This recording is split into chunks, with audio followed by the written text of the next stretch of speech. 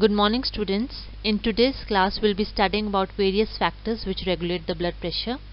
Our learning objectives will be to study about different cardiac reflexes.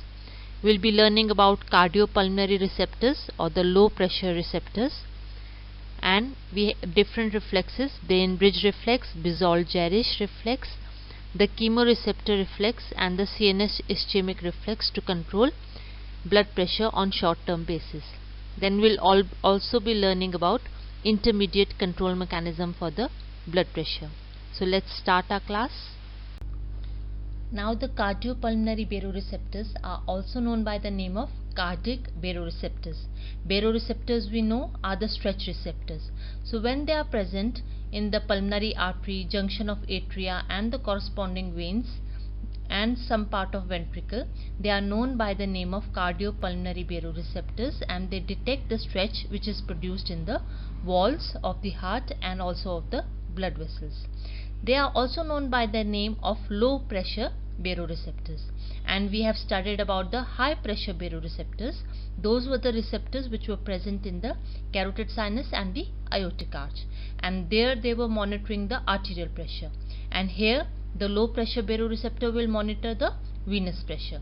So they are also known by this name. Then we have another name for these cardiopulmonary baroreceptor. They are also known by the name of volume baroreceptor. So why they are known by this name is because the stretch on the wall which is produced in these veins or in the right atrium and left atrium or the ventricle is produced by the amount of blood that is flowing through it. So in fact they are detecting the fullness of these vessels. Therefore they are also known by the name of volume receptors or volume baroreceptors.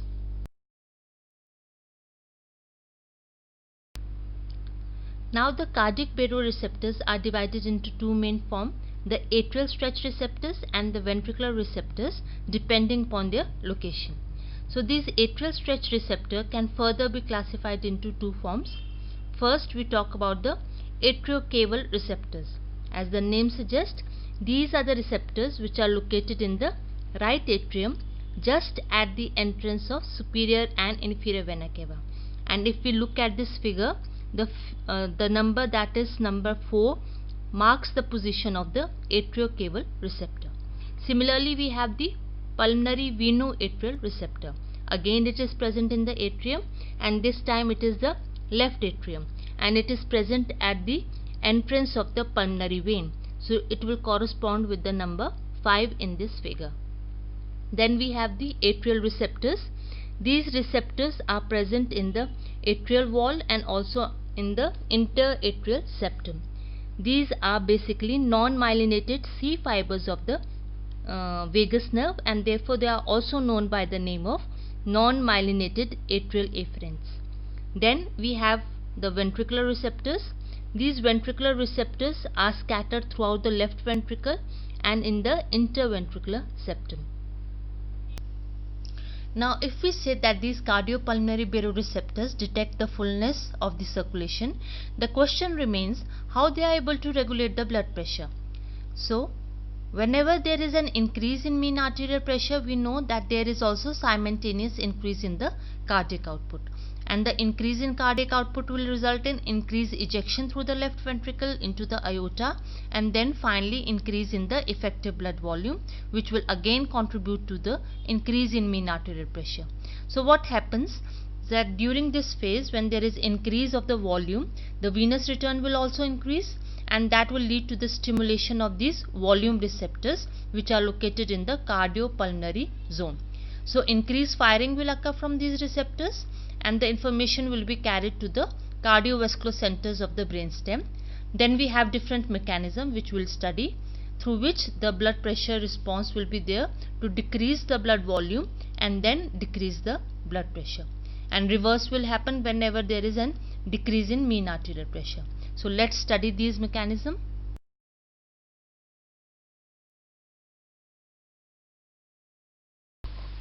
An Indian physiologist by the name of Professor A.S. Paintal discovered the atrial stretch receptor. Beside these receptors, he also discovered the pulmonary J receptor, the ventricular pressure receptor, stomach stretch receptor and muscle pain receptor. He studied the pattern of natural stimulation of the atrial stretch receptors, mainly the type B receptors, in detail, and his work was published in 1953. Now that we know that these atrial stretch receptors are detecting the volume change in the circulation, so what is the mechanism behind how they are able to regulate the blood pressure? It is mainly by three mechanisms. The first one is the atrial reflex controls the volume reflex of the kidney. So whenever there is a volume overload, the atrial stretch receptor will help to return the blood volume back towards the normal by activating this volume reflex that is occurring in the kidney. It will influence three things.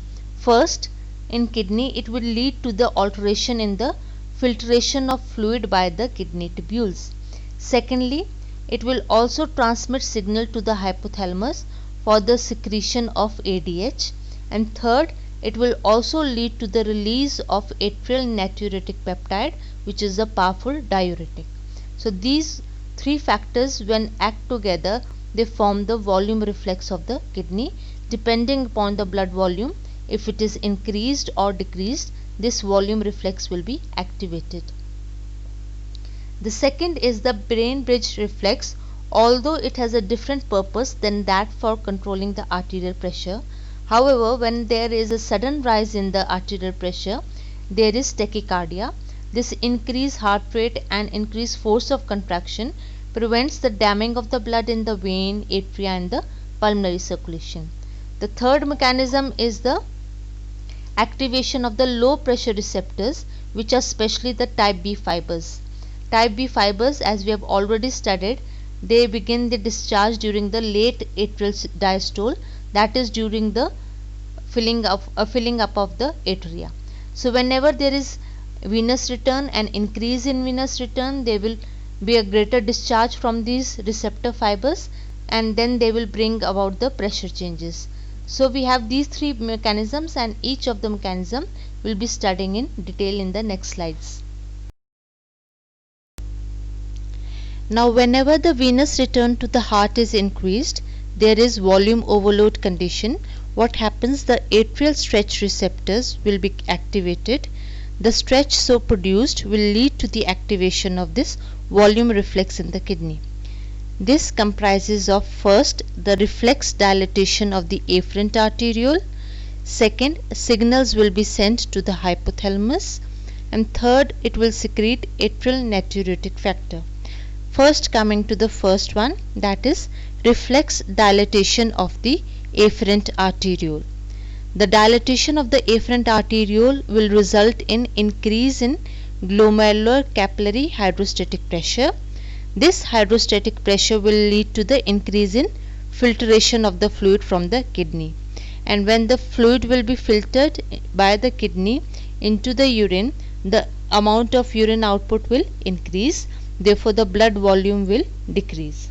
The second is signals will be sent to the hypothalamus produced by the stretch of atria. These signals, when reaching the paraventricular zone, will lead to the decrease in secretion of ADH or the antidiuretic hormone, and we know this ADH is involved in the reabsorption of water by the means of aquaporin.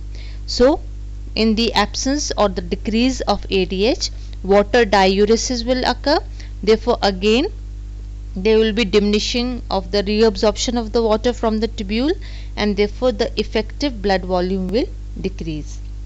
Third is the stretch produced by the atrial stretch receptor will lead to the release of a chemical which is known by the name of atrial natriuretic peptide or ANP. This causes powerful diuresis. Again, this will add to the loss of the fluid in the urine and help to return back the blood volume to normal. So all three mechanisms will effectively decrease the effective blood volume. So now when this effective blood volume will decrease or the effective circulatory volume will decrease, it will cause a decrease in the cardiac output, and then this decrease in the cardiac output will result in the decrease in mean arterial pressure, bringing back the pressure towards normal.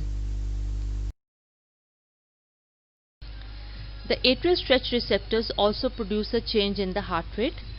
We are also familiar with this mechanism, the baroreceptor reflex mechanism, which was changing the heart rate depending upon the blood pressure changes by the sympathetic and the parasympathetic outflow. Then the other reflex mechanism we are talking is the Bainbridge reflex mechanism, which was discovered in 1918, that has an influence on heart rate. It was seen that a rapid infusion of saline or blood in an animal led to the stimulation of the volume receptors, mainly in the inferior and superior vena cava along with the right atrium, and this causes increase in heart rate provided the initial heart rate was low. So how this is happening? Let's study the mechanism behind.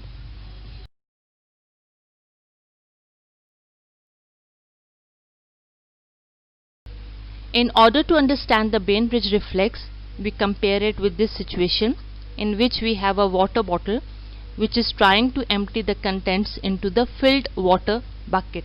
So this is not possible. Why? Because the bucket is already filled with water, and therefore the water bottle cannot empty the content into this without overspilling. So what will happen? The filling of the bucket is only possible if the bucket is empty. So similar situation when we apply to the heart, if the right atrium is filled with blood, then the inferior and superior vena cava cannot drain the blood into the right atrium. The blood will remain in these major vessels. As a result, these major vessels will become congested. So will be the blood which is present in the right atrium if it is not moving to the right ventricle. So what do we need? We need the bucket to be empty or partially filled. Similarly, we need the blood from the right atrium to pass to the right ventricle so that the superior and inferior vena cava can pour their blood into the right atrium. So this is done with the help of reflex which is known by the name of Bainbridge reflex, which causes the tachycardia in the heart, resulting in the movement of the blood from the right atrium to the right ventricle. So let's see how. Since it is a reflex, it needs a stimulus, and stimulus will be increased amount of blood volume in the atrium or the right atrium. This will lead to the stimulation of receptors, and the receptors which are present in the right atrium are the type B stretch receptors. This will lead to the activation of the vagus nerve, which will carry the signals to the medulla. The processing of signal will occur in these cardiovascular centers in the medulla, and finally an efferent will come in the form of sympathetic nerves. This will cause an increase in heart rate through the SA node, although it has insignificant effect on the stroke volume and the contractility. So once the heart rate is increased or heart is in the phase of tachycardia, what will happen? The blood from the atria will move to the ventricle. This will result in decreased blood volume in the right atrium. Now the superior and inferior vena cava can pour their blood or drain the blood into the right atrium, hence more indrawing of blood will occur. This will help to decongest these blood vessels, and it will prevent the damming or the congestion of blood in the veins, atria, and also the pulmonary circulation. So this reflex is very important whenever the atrial volume is increased. This Bainbridge reflex will continue to repeat itself till the right atrial volume will return to normal.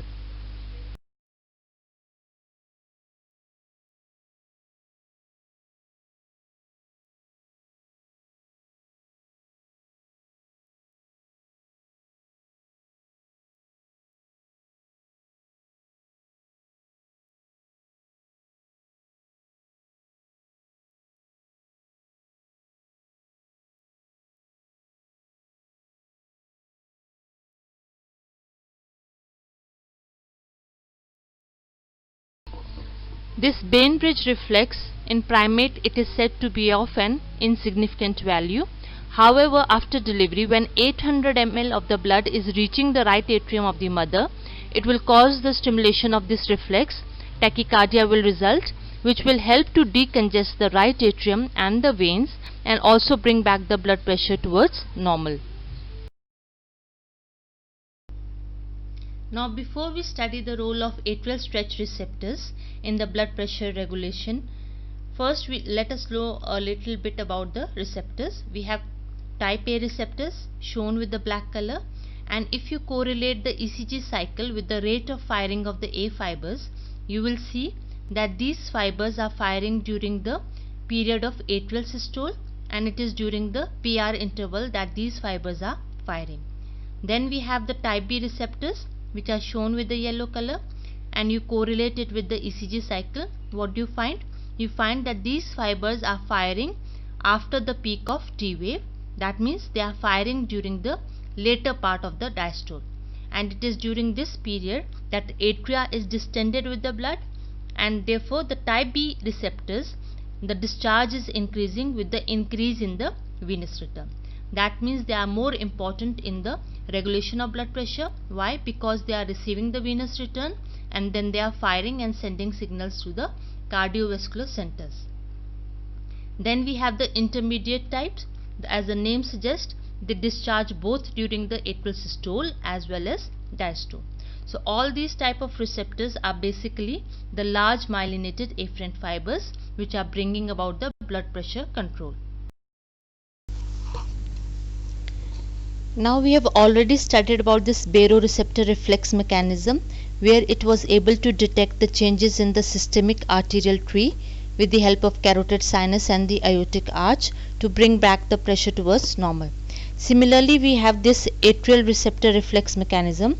Although it does not detect the change in the systemic arterial pressure, but it detects the changes in the volume. So when it detects these changes in the blood volume, it will again send a reflex to the cardiovascular centers in the brainstem to minimize the arterial blood pressure changes. So when both these mechanisms act in parallel, the baroreceptor reflex mechanism and the atrial receptor reflex mechanism, both of these act together to make the total reflex system more potent for the control of arterial pressure. And this atrial receptor reflex mechanism help to minimize the arterial pressure changes in response to the change in blood volume. That means whenever there is an increase or decrease in the blood volume, this atrial receptor reflex mechanism help to minimize the blood pressure change in the systemic arterial tree.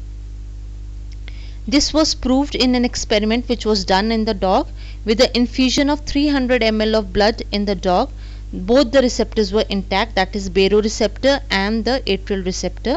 The blood pressure rose only by 15 mm because both the mechanisms were acting simultaneously. Then we had the baroreceptor denervated.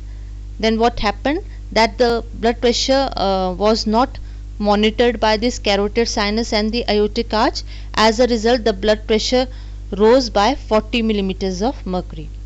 And then we had both these receptors denervated.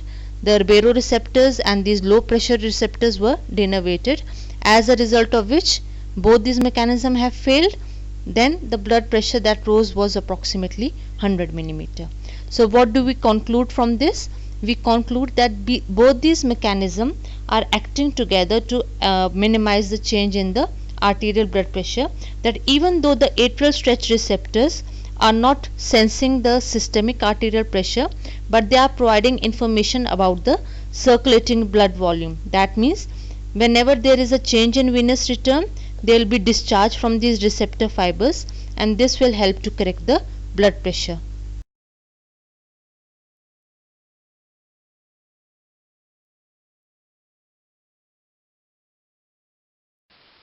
Atrial natriuretic factor or ANP promotes the sodium excretion, therefore it causes the decrease in extracellular fluid volume.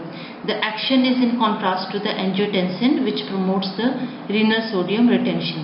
As we can see in this figure, whenever there is distension of the atria, it will cause the release of ANP, which causes two mechanisms. One, it acts on the kidney and it promotes natriuresis and diuresis, and second, on the blood vessels, it causes dilatation of the blood vessels by causing relaxation of the smooth muscles. Talking about the mechanism of action of ANP, first it inhibits the epithelial sodium channels on the apical side and the sodium potassium ATPase channel on the basolateral side. Thereby it promotes the excretion of the sodium in the urine. It also causes dilatation of the afferent arteriole in the kidney. Therefore, it results in increased glomerular filtration and increase in renal output. It causes inhibition of the effect of angiotensin and also of aldosterone. And then it causes the increase in the number and size of the glomerular pore, therefore increasing the GFR once again.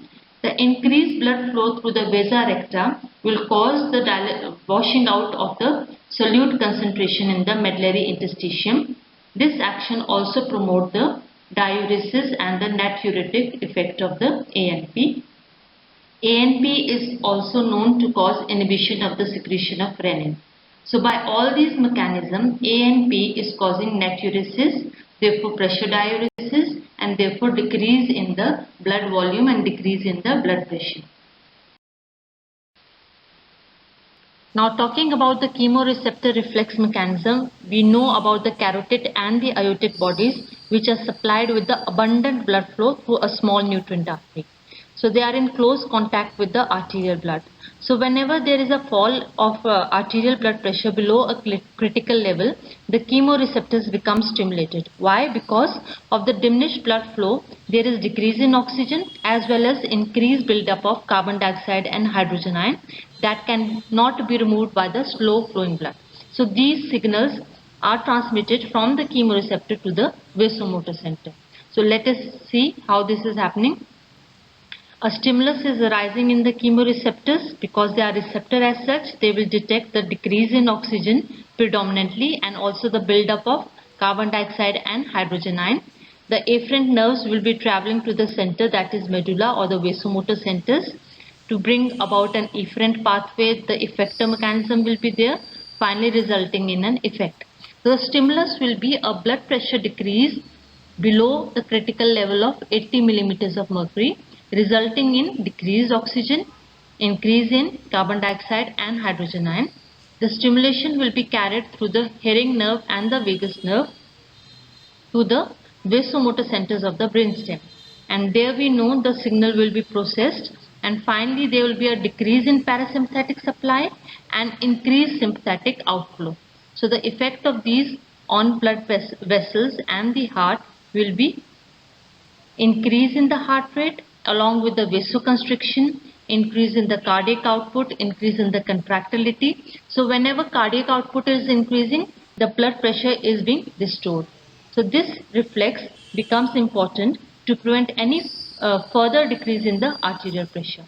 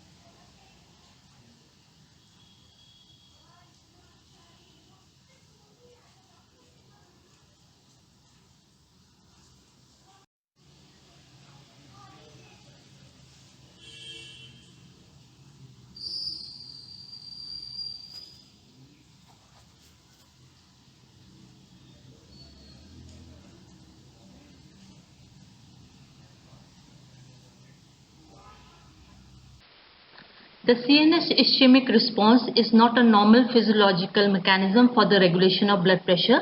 Instead, it is an emergency pressure control system, meaning that it is activated only when the blood pressure is falling to a dangerous level or a lethal level. So whenever there is decrease in blood pressure less than 60 millimeter of mercury, the neurons in vasomotor centers become activated. It is because of the slow blood flow through the vasomotor centers leads to the accumulation of carbon dioxide along with lactic acids and other acids. And since carbon dioxide is a potent stimulator of the vasomotor center, it will lead to this strong sympathetic activation, and this sympathetic system when activated will lead to the powerful vasoconstriction. The vasoconstriction caused is so great or so intense that the peripheral vessels become totally or almost totally occluded. And this results in the increase in blood pressure. So when blood pressure is increased, the blood flow is restored to the vasomotor center, and therefore the products of carbon dioxide and the lactic acid which have accumulated because of slowed circulations are removed. This acts as an emergency pressure control system, and therefore it is also known by the name of last ditch stand. So beyond that, the neurons cannot survive if it is unable to restore the blood pressure. It is dramatically so powerful a system that it can cause an increase of blood pressure of approximately 250 millimeters for as long as 10 minutes. And if it fails to do so, the neuronal death will occur within 3 to 10 minutes. Hence, this is an emergency pressure control system.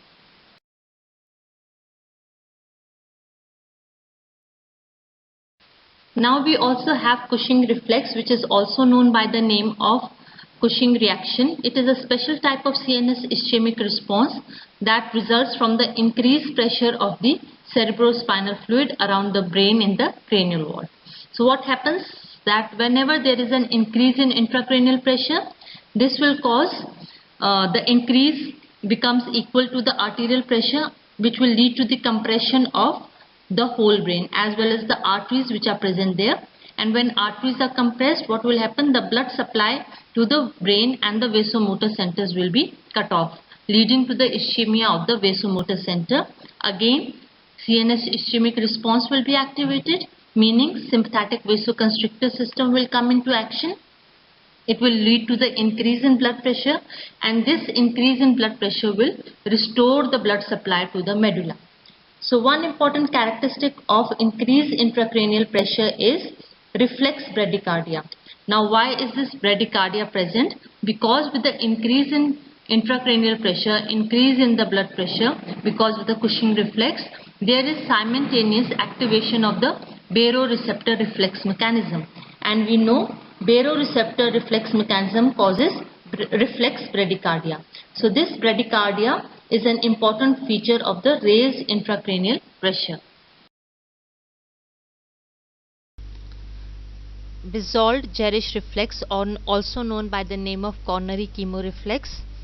It is a reflex due to the activation of the chemosensitive vagal C fibers which are present in the cardiopulmonary region, and when they are activated, it causes profound bradycardia, hypotension and a brief period of apnea which is followed by rapid shallow breathing. The response pattern is known by the name of Bizold-Jerish reflex. Initially it was thought that on injecting of certain substances, for example capsaicin, serotonin and then nicotine into the cat, rabbit and rodent produce this reflex. Now it is known that certain pharmacological agent, for example the radio contrast material that is used for coronary angiography, or even during the myocardial ischemia, the necrotic tissue produces certain substances which lead to the activation of this reflex. So what is this reflex?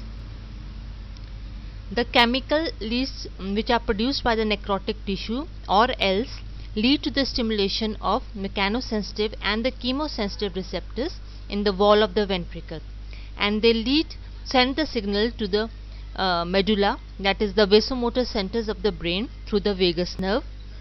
And normally this Bizold-Jerish reflex has a tonic inhibitory effect on the vasomotor center, meaning thereby that it leads to the decrease in sympathetic outflow, and if there is decrease in this outflow, it will lead to bradycardia, hypotension and vasodilatation.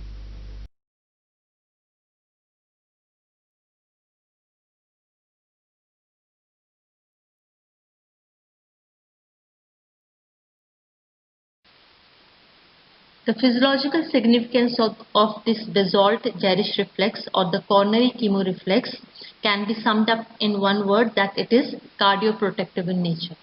So cardioprotective means it is decreasing the workload of the heart, therefore it is reducing the chances of ischemia. It is occurring basically because of the bradycardia and the reduction in the afterload which is produced by this reflex. The effect is also seen in cases of patient with the acute myocardial infarction, there is persistent hypotension, and it is believed the necrotic tissue is releasing certain substances which act on the ventricular receptors to cause this persistent hypotension, which is beneficial to these patients.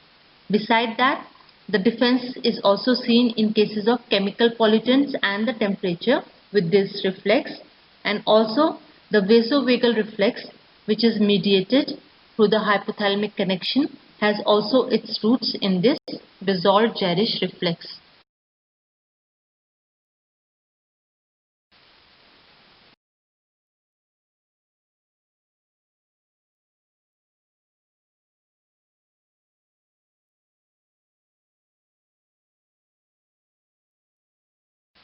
Talking about the intermediate blood pressure control mechanism, these mechanisms are important in blood pressure control after several minutes of acute pressure changes.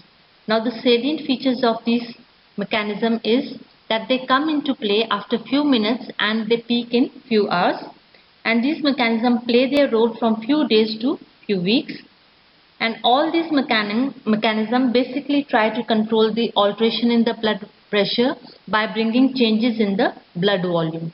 So the mechanisms which are responsible are two main mechanisms. One is the capillary fluid shift mechanism, and another is the stress relaxation and reverse stress relaxation of the blood vessels. Although in some books it has been mentioned that renin-angiotensin vasoconstrictor mechanism is included under intermediate control mechanism.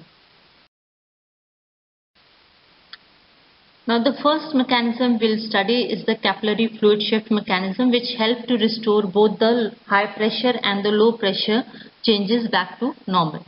So first we'll have a look at this figure which is shown here. The hydrostatic pressure are shown with the red color and the oncotic pressure are shown with the blue color. So you can see at the arterial end the hydrostatic pressure is more, leading to the filtration of fluid into the interstitial tissue spaces, whereas on the venous side there is more of the oncotic pressure, leading to the reabsorption of the fluid. So these two pressure forces, that is hydrostatic pressure and the oncotic pressure, mediate this capillary fluid shift mechanism. As the name suggests, it is occurring at the level of capillary and is responsible for the shifting of fluid which is present in the capillary to the interstitial fluid or from the interstitial fluid into the capillary. So whenever there is an increase in blood pressure, we need to correct it by decreasing the blood volume. So what happens? This capillary fluid shift mechanism, which is 2 times more effective than the baroreceptor reflex mechanism, there will be an increase in capillary hydrostatic pressure shown with the red color. Increased blood volume will cause increased filtration of the fluid into the interstitial tissue spaces. So when blood will be filtered into these spaces, the blood volume which is present in the capillary will decrease. And when this blood volume will decrease, the blood pressure will return towards normal. So this mechanism is the capillary fluid shift mechanism. Similarly, when the blood pressure is lowered, then what will happen? The mean capillary pressure is also low, resulting in the absorption of fluid from the interstitial compartment to the circulation, as shown with the blue arrows. Thus, the blood volume is increased, which will help to restore the blood pressure towards normal. This mechanism, as we said, is more effective, but however, it is much more slow than the baroreceptor mechanism. Therefore, it is classified under intermediate control mechanism. The other mechanism for the control is the stress relaxation mechanism. It refers to the vasodilatation occurring due to the stress on the vascular smooth muscles. When the pressure in the vessel becomes too high, then what will occur? The vessel becomes stretched and continue to stretch for few minutes to few hours.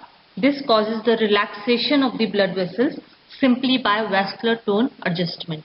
As you can see here, the increased amount of blood has been accommodated by the vascular tone adjustment of the blood vessel. Therefore, it is helping to control the blood volume and hence the blood pressure.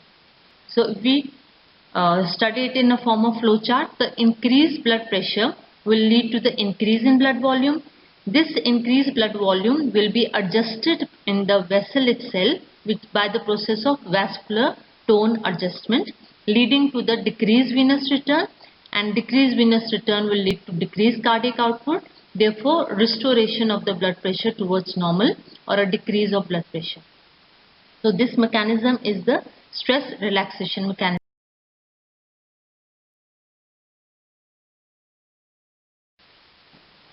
We have this mechanism of reverse stress relaxation. This mechanism operates when the blood pressure is low, so there is less stress on the vessel wall and it will try to bring back the blood pressure towards normal. So how is it possible?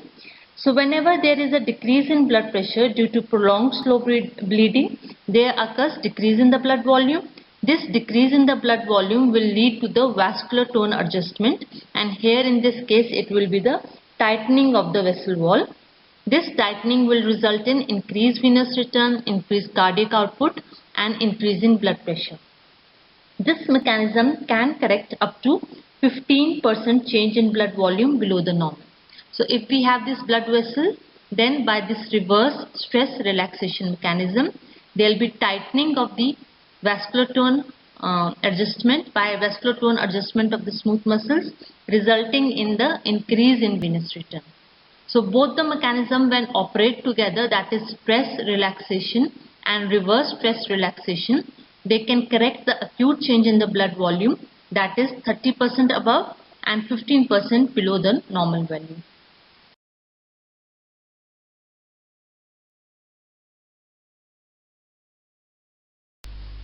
The next few slides are for self-assessment. Here we have three different mechanisms for the short-term regulation of blood pressure: the baroreceptor mechanism, the chemoreceptor reflex mechanism, and the CNS ischemic response. By now you should be able to know what is the operating range for the activation of these reflex mechanism for the control of blood pressure. Then here you should be able to identify the receptors which are present in right atrium, the left atrium and the wall of left ventricle. You should also be able to trace the reflex pathways of these receptors and their role. We know that for the short-term regulation of blood pressure, we have the baroreceptor reflex mechanism and also the Bainbridge reflex mechanism. When they exert their action on the heart, both are acting in an antagonistic manner. One is causing increase in heart rate and the other one is causing decrease in heart rate.